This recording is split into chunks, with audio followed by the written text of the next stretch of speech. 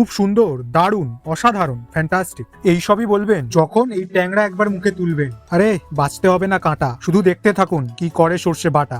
ট্যাংরা একদম এক কাঁটার মাছ, কাঁটা বাছার কোনো ঝামেলাই নেই, আর তার মধ্যে সাইজেও ছোট। তাহলে বুঝতেই পারছেন খেতে বসে কসরত করতে হবে না অত।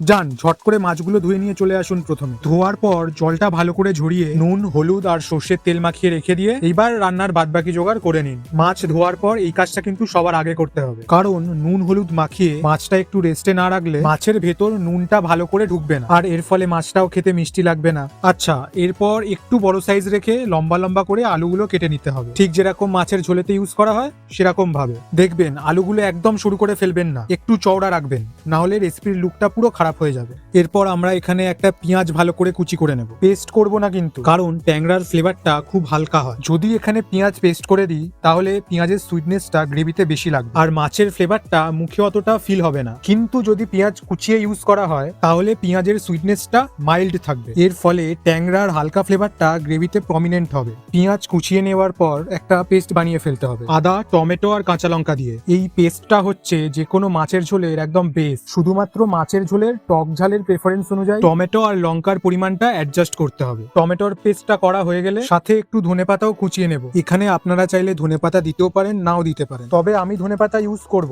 কারণ আমার পার্সোনালি মাছের ঝোলে ধনেপাতার ফ্রেশ অ্যারোমাটা খুব ভালো লাগে।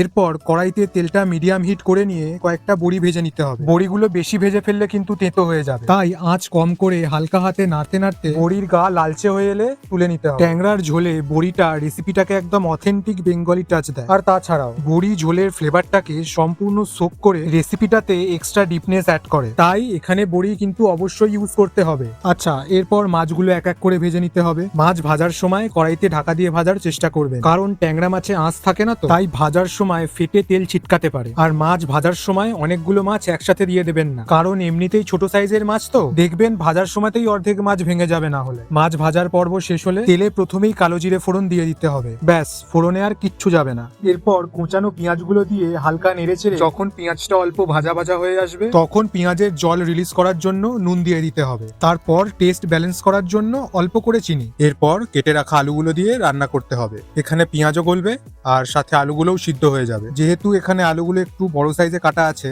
তাই কড়াইতে আলুগুলো একটু আগে থেকে না দিলে ঠিকঠাক সিদ্ধ হবে না। তবে যদি আপনারা আলু আগে থেকে ভেজে নিয়ে থাকেন তাহলে পুরো মশলা রেডি করে তারপর আলুগুলো দিতে পারেন। আচ্ছা, আলুগুলো কিছুটা সিদ্ধ হয়ে এলে এরপর টমেটো পেস্টটা দিয়ে কষাতে হবে। পেঁয়াজ কিছুটা গলে এলে এরপর সব মশলাগুলো এক এক করে দিয়ে দেবো। মশলায় যাবে হলুদ গুঁড়ো, কাশ্মীরি লঙ্কার গুঁড়ো আর জিরে গুঁড়ো। মশলাগুলো দেওয়ার পর অল্প অল্প করে জল দিয়ে মশলাটা ভালো করে কষতে থাকুন যতক্ষণ না পেঁয়াজগুলো ঠিকঠাক ভাবে গলে যাচ্ছে। এখন মশলা ভালো করে কষা হয়ে গেলে পরিমাণ মতো জল দিয়ে ভেজে রাখা বড়িগুলো দিয়ে দিতে হবে। তারপর ঝোল ফুটে উঠলে ভেজে রাখা মাছগুলো দিয়ে কিছুক্ষণ ফুটিয়ে নিয়ে সবশেষে গরম মশলার গুঁড়ো আর ধনেপাতা কুচি দিয়ে নামিয়ে নিতে হবে।